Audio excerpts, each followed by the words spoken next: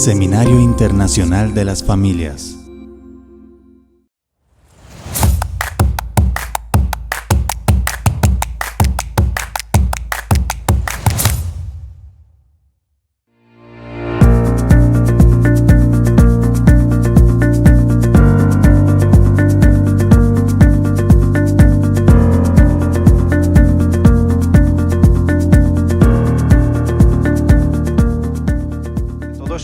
Que comenzó en los años 70, España llegó en 1980 y ha ido avanzando en los distintos países. Luego veremos un poquito por qué, ¿no? Cómo ha ido esta evolución.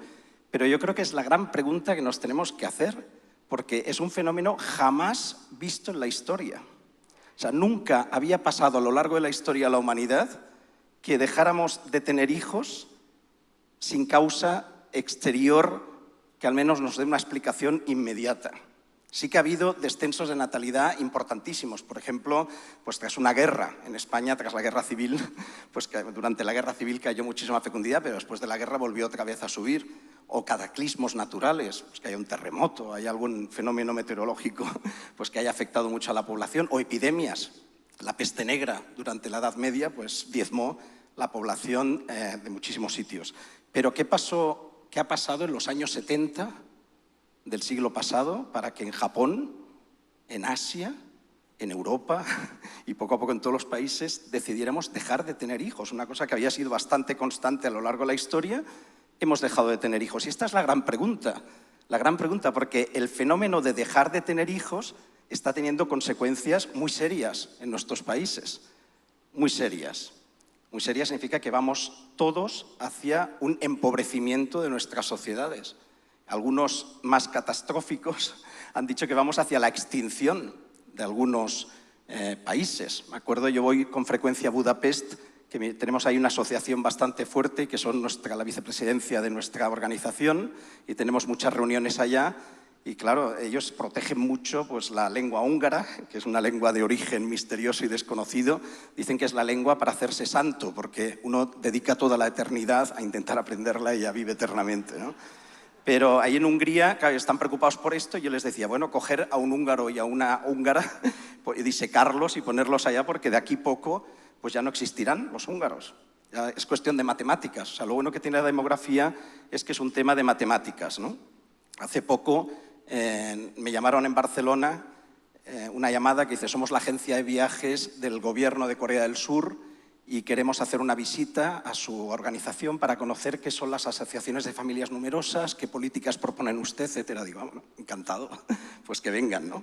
2 días antes me llaman, ya habíamos fijado día y hora, y me dicen, bueno, vendrán con una traductora, con un guía, y son 21 funcionarios del gobierno de Corea. Y digo, bueno, a ver si caben, conseguimos que cupieran en nuestra sala de reuniones, y bueno, y tuvimos una sesión de trabajo interesantísima. Porque resulta que Corea del Sur tiene 0,7 hijos por mujer. Es la más baja del mundo. Están preocupadísimos, que ven que el país, ¿cómo van a mantener esas empresas que tienen Samsung, Kia, esas grandes empresas, si no tienen gente para que trabaje, si no tienen gente para mantener el país? Y están preocupados porque, tal como nos decía también el profesor Fernando Pliego, el 68%, y también María Calvo, el 68% de las mujeres entre 18 y 30 años en Corea del Sur no quieren casarse ni quieren tener hijos. Y dicen, bueno, ¿y eso cómo lo revertimos?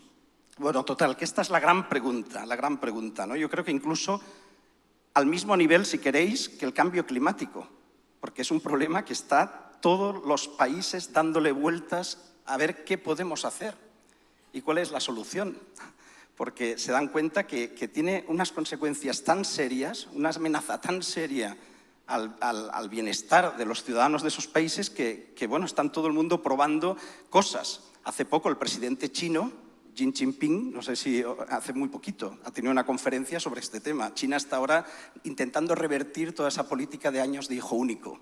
¿Y qué decía Xi Jinping? Cosas que jamás podría haber oído hablar, habría podido escuchar nunca del presidente o del que dirige el Partido Comunista chino.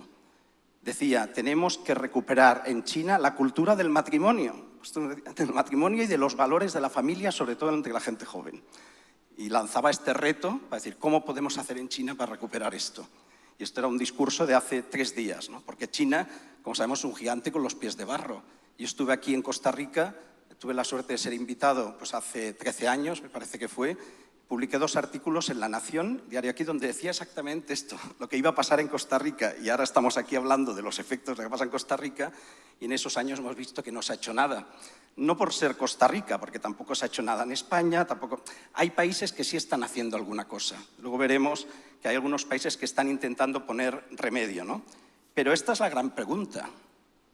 ¿Qué pensáis? ¿Hemos dejado de tener hijos porque realmente qué ha sucedido? O sea, ¿por qué a partir de determinado momento no se quieren tener hijos o sencillamente, o sea, la pregunta sería, ¿no se quieren tener hijos o no se pueden tener hijos? Quizá esto es lo primero que nos tendríamos que preguntar, ¿no? Yo lo intento preguntar allá donde voy y la verdad es que a lo largo de los años la respuesta ha ido variando. Al comienzo yo creo que la respuesta era no se pueden tener hijos.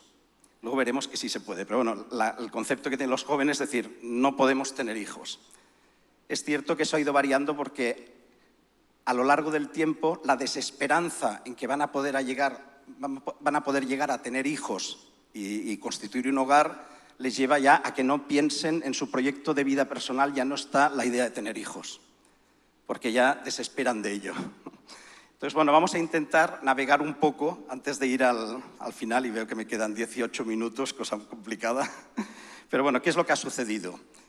Vamos a intentar ver un poco, si ahora os preguntara, seguro que saldríais muchos levantándoos y dando muchas respuestas, ¿no? Yo diría que hemos dejado de tener hijos por una confluencia de muchísimas causas que se dan en esos años, que se han juntado, se han agitado en una coctelera y ha salido la situación que tenemos, ¿no? Yo puedo ahora, las voy a solo a citar, ni voy a explicar nada porque no va a dar el tiempo, pero hay muchísimas causas, ¿no? Una causa es la vivienda, la dificultad de acceso a la vivienda, que ha pasado de ser un bien mueble a un bien especulativo y en todo el planeta se ha ido viendo un incremento en los precios del acceso a la vivienda y por lo tanto un retraso en la constitución de hogares por la dificultad de acceder a una vivienda. La globalización que se da en esos años 70 con el gran crecimiento de los transportes, las comunicaciones, etcétera, y que lleva a las llamadas multinacionales y deslocalización de muchísimas empresas y que hace que mucha gente, no sé, yo pienso en mi abuelo, pues que vivía en el pueblo, no salía del pueblo prácticamente, tenían sus hijos y los familiares pues también contribuían en cuidar esos hijos. Bueno, tenías una red familiar de apoyo. La globalización ha hecho que esa red familiar haya ido desapareciendo y por lo tanto yo tengo amigos pues, que están viviendo en Alemania, en Hong Kong, en Sao Paulo y claro, si se plantean tener hijos, bueno, sus padres están a miles de kilómetros y el resto de la familia también, ¿no? Esa misma globalización hace también que haya una gran competencia en el mercado laboral. A mí se me ocurrió hace unos años cuando salían todas estas plataformas de búsqueda de empleo por internet, decir, bueno, voy a poner una oferta de trabajo en esta plataforma. Bueno, tuve 200 solicitudes, digo, esto es increíble, además de gente de otros países. Y claro, esto también está sucediendo. Claro, esta globalización hace que antes los jóvenes pues, podían tener un trabajo en una empresa para toda la vida. Ahora es muy difícil. Ahora tienes una competencia muy grande para ese puesto de trabajo, que no solo son los de tu ciudad, no solo son los de tu país, son también los de otros países. Y entonces, claro, y a la vez, bueno, con empresas que no vas a estar toda la vida, porque ahora cambian, ahora vienen, ahora las compran, es toda esa globalización que ha sido un shock en todo el funcionamiento también del mundo económico y que lleva a que esa mayor competencia hace que también tengas que estar mejor preparado para competir con más gente. Por lo tanto, se alargan los estudios, se alargan los cursos de especialización que hay que hacer para tener un mejor currículum y hace también que mucha gente, pues claro, retrase también esa formación de los hogares, ¿no?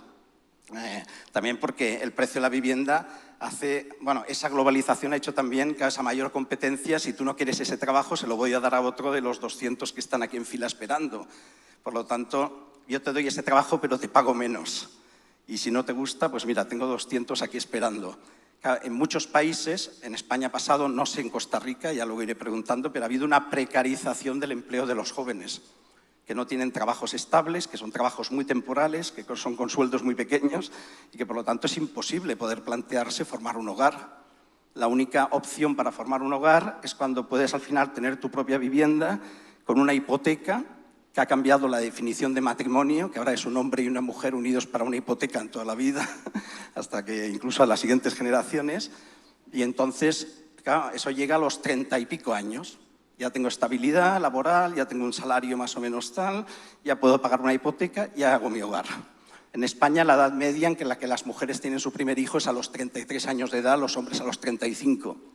Ya diréis cuántos hijos se pueden tener a partir de esa edad. También vienen los problemas biológicos. España es ahora mismo el paraíso de la reproducción asistida, donde vienen de todo el mundo. Porque, bueno, y el número de madres mayores de 40 años se nos multiplica cada año, ¿no? Esto no es normal, esto no es de sentido común, ¿no? Bueno, y en esto habría que sumar muchísimas cosas, ¿eh? La revolución del 68, que ha salido ahí con toda la influencia cultural, la anticoncepción, que sale también en esos años 60-70, donde se separa, diríamos, lo que es ya el hecho de tener hijos de lo que es el sexo. La sociedad de consumo. Hay un reportaje buenísimo que se llama Comprar, usar y tirar, que habla sobre la obsolescencia programada. O sea, esto de que las impresoras pues para imprimir tienen un determinado número y a partir de impresiones y a partir de ahí se estropean, ¿no? Para que compres otra. Lo vemos con los celulares, pues que siempre hay que salir el nuevo modelo, el nuevo no sé qué, y los computadores empiezan a ir lentos. Bueno, todo está pensado para un consumo masivo que además dure poco y que pueda renovar por otros productos. Que así es como tenemos la... Bueno, y eso se ha trasladado a las relaciones personales. Esa sociedad de consumo de comprar, usar, tirar, al final acaba también en las relaciones personales, que crea una sociedad, como se ha dicho aquí muchas veces, sin vínculos, desvinculada, donde uno se basa exclusivamente en los individuos que no tengan dependencia de nada. Hace 4 años pasé un verano en Suecia y pude comprobar algo que tenía mucha curiosidad en comprobar. Vi un reportaje que os recomiendo, lo podéis buscar en YouTube, me parece que se llama La teoría sueca del amor. Es un reportaje hecho por un director brasileño sueco y explica cómo el Estado sueco es de los pocos estados que se ha intentado hacer a base de un ideólogo. Es un ideólogo sueco que escribió un libro de cómo debía ser el Estado y la premisa fundamental de toda su construcción del Estado es que un sueco... Se tiene que hacer un país donde un sueco nunca dependa de nada ni de nadie. O sea, que sea absolutamente independiente. Bueno, ¿qué se ha llegado? Pues a un Estado sueco donde lo que domina es la soledad más absoluta y una dependencia total ¿de quién? De nadie, por supuesto, pero del Estado. Es donde... Bueno, os lo recomiendo, ¿eh? Al final de ese reportaje, un sueco casado con una etíope se va a Etiopía y descubre un mundo absolutamente distinto donde prefiere quedarse a quedarse en Suecia, ¿no? Pero que en ese reportaje se ven muchas de las cosas que han salido, como las mujeres allá quieren ser madres solas, se autoinseminan con un producto que compran por internet, en fin, cosas increíbles, ¿no? Pero bueno, todo es en el fondo, y no sigo más porque ya el tiempo hay muchas más, en fin, más causas que podemos ver. Pero bueno, todo esto lleva ese coctelera donde agitamos todo esto y sale un modelo de sociedad, diríamos que donde la dimensión familiar de las personas está siendo absolutamente ignorada. No tiene espacio, no existe. Yo lo comparo un poquito con las sociedades donde antes la mujer no existía. Era como un mueble que tenías ahí, no tenía capacidad de hacer absolutamente nada, no podía firmar contratos, no podía... Bueno, y salió ese movimiento feminista que con mucha razón y con mucha justicia pues reivindicaba que las mujeres tienen un papel en la sociedad y tienen una función en la sociedad y tienen que estar presentes con un papel activo en la sociedad. Luego se puede haber desvirtuado con el paso del tiempo, pero está claro que ahí había una dimensión, que es la dimensión femenina, donde se había construido una sociedad al margen de esa dimensión, o reducida absolutamente a muy poquita cosa, ¿no? Bueno, pues había que incorporar toda esa dimensión de la feminidad a la sociedad actual. En los años 50 pasa lo mismo con la ecología. Se había construido un modelo social donde en la revolución industrial daba igual que las fábricas tiraran pues, toda su basura al río, se contaminaran, no había ningún problema. Pero empezó a crearse una conciencia de decir, oye, no podemos ignorar la dimensión del respeto al medio ambiente, porque además estamos amenazando nuestro propio futuro. Y se generó una verdadera revolución, que es la revolución ecologista, de tal manera que ahora todos estamos poniendo el plástico en un sitio, el papel en el otro. Bueno, se ha creado una cultura, una manera de hacer, no hay ni una sola fábrica que se le ocurra echar la basura al río porque primero le cae un multazo increíble y pueden ir a prisión. Bueno, se ha conseguido una revolución cultural. Bueno, yo diría que ahora, en este siglo XXI, nos toca otra función, porque estamos detectando que el modelo de sociedad en el que hemos construido en los últimos años hay algo que ha sido ignorado también, al que no se le ha dado ningún espacio. Y eso se llama la dimensión familiar de las personas, las familias. No existen, no tienen espacio, estamos basados exclusivamente en una sociedad de individuos. Una vez fui a Bruselas, cuando empecé a trabajar así a nivel internacional, digo, bueno, hay que ir a la Unión Europea. Bueno, para empezar, ya me pasó que llegué a Bruselas y descubrí que había la oficina de la International Lesbian Association, que defendía los derechos de las parejas del mismo sexo, al matrimonio, etc. Bueno, 14 personas trabajando en Bruselas, 4 en prácticas, 10 asalariados. Y claro, yo hablaba con la gente en España y en otros países y decían, bueno, es que el Parlamento Europeo no para de hacer cosas directivas, es que la Comisión Europea... Digo, bueno, claro, descubrí por qué. Hay 14 personas trabajando todos los días haciendo lobbying. Y preguntaba, bueno, ¿y cuántos hay trabajando por la familia? Silencio, ¿no? No había nadie, absolutamente nadie. Bueno, ahora ya empieza a haber algo más, ¿eh? Ahora ya hay pues al menos 3 personas de la Comisión Episcopal Europea, que se llama la Federación Europea de Asociaciones Católicas de Familia. Estamos nosotros, la Confederación Europea de Familias Numerosas. Bueno, ya hay 5, 6, 7 personas. No llegamos a los 14, pero ya han empezado a salir cosas positivas. A veces nos quejamos mucho de lo que están haciendo en este modelo de sociedad que ignora a la familia, pero pocas veces nos paramos a pensar que igual es porque no estamos en los sitios donde tenemos que estar y donde se defiende realmente, podemos promover esos... Bueno, esto era un paréntesis que quería hacer, ¿no? Pero bueno, las consecuencias de esta sociedad sin niños, basada en los individuos... Ahí contaba lo de Bruselas, perdón, porque en Bruselas estaba en una conferencia que se llamaba Políticas Familiares en la Unión Europea y se me ocurrió hacer una pregunta, decir, hombre, ¿cómo podemos hacer para incorporar la perspectiva de familia en las políticas que se hacen en la Unión Europea? Y esto lo preguntaba al presidente de esta comisión que había allá. Y entonces una secretaria de Estado del Gobierno de España, que estaba en la mesa del Ministerio de Igualdad, dijo, yo quiero hablar porque quiero responder a este compatriota. Entonces yo me quedé un poco, digo, bueno, yo a ella no le preguntaba nada, pero ella quiso intervenir. Y me dijo, usted está profundamente equivocado. Dijo, no puede haber... La familia no es sujeto de políticas públicas, no puede serlo. Los únicos que tienen derechos son los individuos. Bueno, yo creo que la profundamente equivocada era ella. Y justo este planteamiento es el que nos ha llevado a la sociedad que tenemos, que es la que ha llevado a esa imposibilidad, diríamos, de poder tener hijos, porque falta, ya digo, introducir, igual que se ha hecho con la mujer, igual que se ha hecho con la ecología, ahora nos toca la familia. Y la verdad, nosotros que estamos ahora trabajando pues, en la Unión Europea, estamos con estatus consultivo en Naciones Unidas, representando los hogares de familias con 3 o más hijos, que es una manera, luego os explicaré, pues, de estar presentes en ese debate social. Lo que sí vemos es que la tendencia que ahora viene muy fuerte es la familia.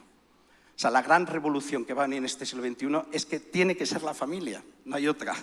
Es el gran debate y lo veo en los debates que se hacen en Naciones Unidas, en los debates que hacen los gobiernos europeos, en los debates que está teniendo la opinión pública en muchísimos países, aquí mismo en Costa Rica. Yo voy siguiendo los medios y veo que se están publicando muchísimos artículos sobre las consecuencias del envejecimiento de la población, las consecuencias de la caída de la población. Todos más o menos son conscientes, pero aún no veo ningún político que diga, oye, propongo lo que sea, ¿no? Porque me preguntaban esta mañana, tuve una entrevista en radio, aquí en Radio Costa Rica, y me decían, bueno, ahora hay elecciones municipales. ¿Qué le diría usted a los municipios?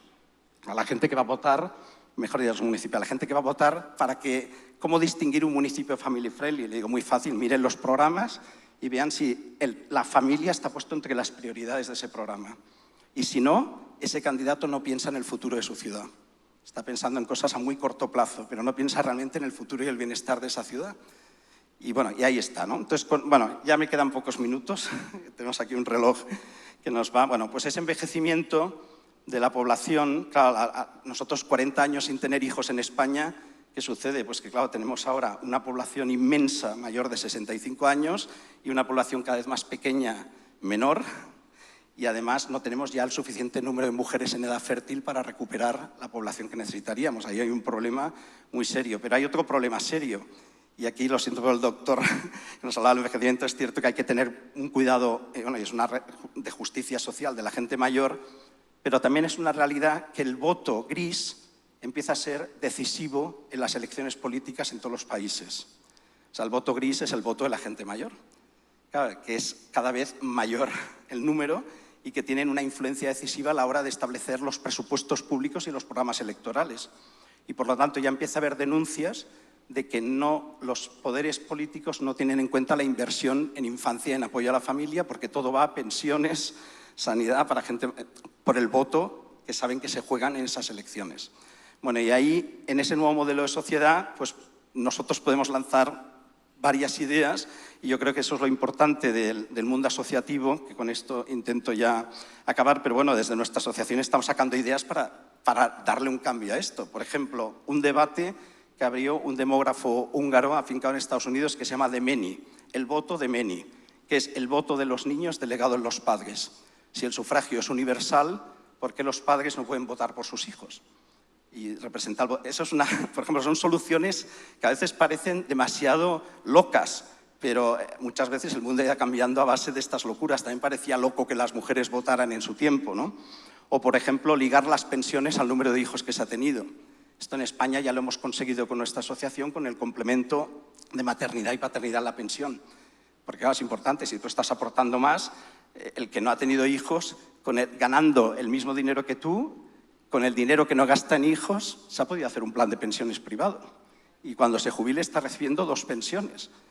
La que se ha podido hacer ahorrando por no tener hijos y la pública. ¿Y quién le está pagando la pensión pública? Los hijos del otro.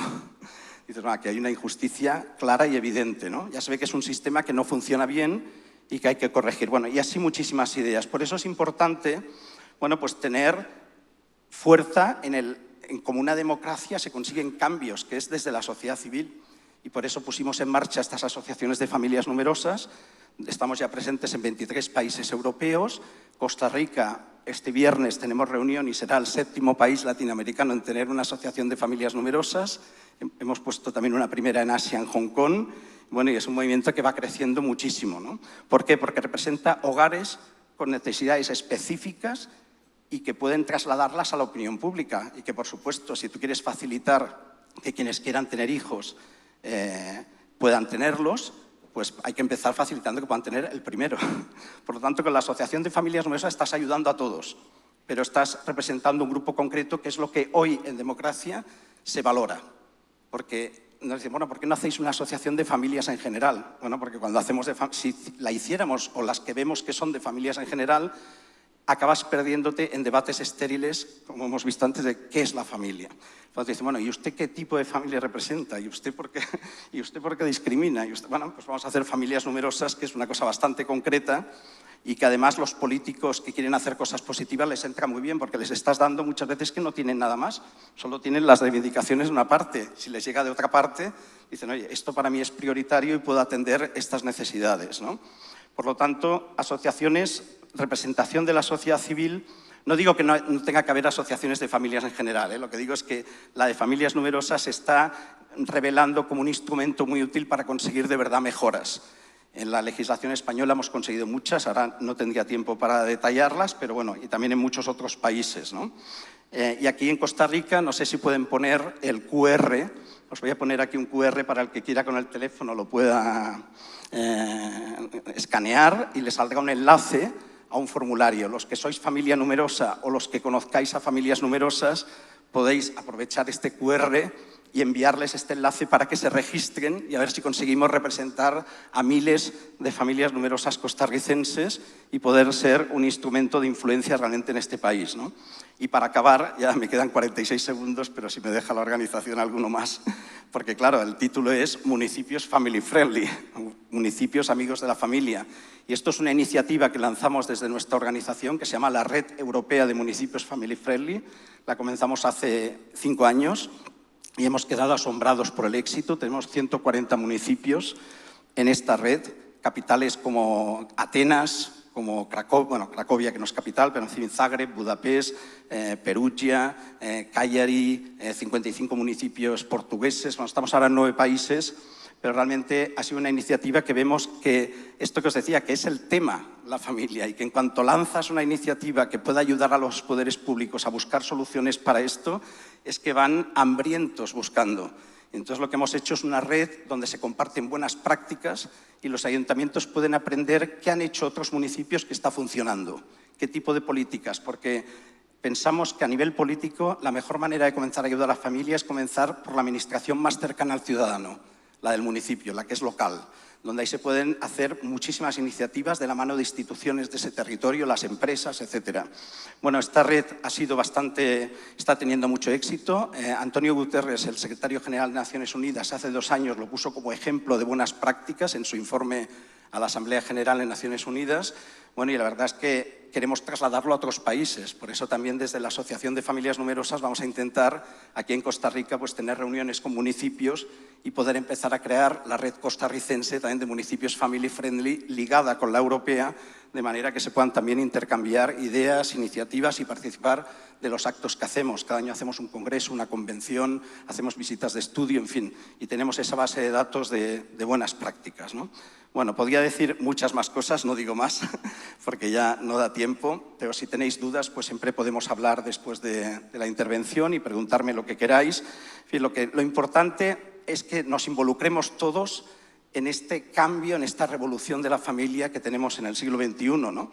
Y que realmente podamos pasar de ese invierno a esa primavera, esa nueva primavera que yo creo que desde Costa Rica, viendo la motivación y el interés pues, que tenéis todos vosotros, vamos a conseguir que nazca esta primavera aquí, que se extienda y florezca por todo el continente americano y por todo el mundo, pues podamos tener de verdad una nueva primavera de la familia. Muchas gracias.